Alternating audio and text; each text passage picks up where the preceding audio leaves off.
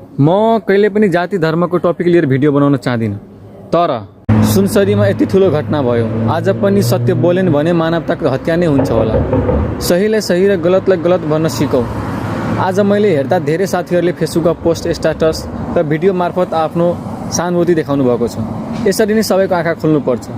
देशमा यस्ता हिंसा बढाउनुको सबभन्दा ठुलो रोल भनेको सोसल मिडिया इन्फ्लुएन्सरहरूले। उनीहरूले पाकिस्तान, इन्डिया, बङ्गलादेश अर्को कन्ट्रीबाट भिडियो ल्याएर हाम्रो युवाहरूलाई भड्काउँछ। उनीहरूले आफू त डलर कमाइरहेको छ, तर यसका असर हाम्रो आम नागरिकलाई पर्दो रहेछ।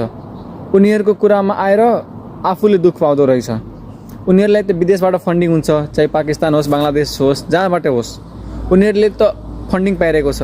तर त्यसको असर, त्यसको ब्रेन वासिङ हाम्रो नेपाली नागरिकले पाउँछ र त्यसको असर हाम्रो आन्दोलनमा देखियो। अहिले सामान्य नागरिकले बुझ्नुपर्ने कुरा के हो भने नि, धेरैजना विदेशबाट भिडियो बनाइन्छ, तपाईहरूले भड्काउनु प्रयास गर्छ।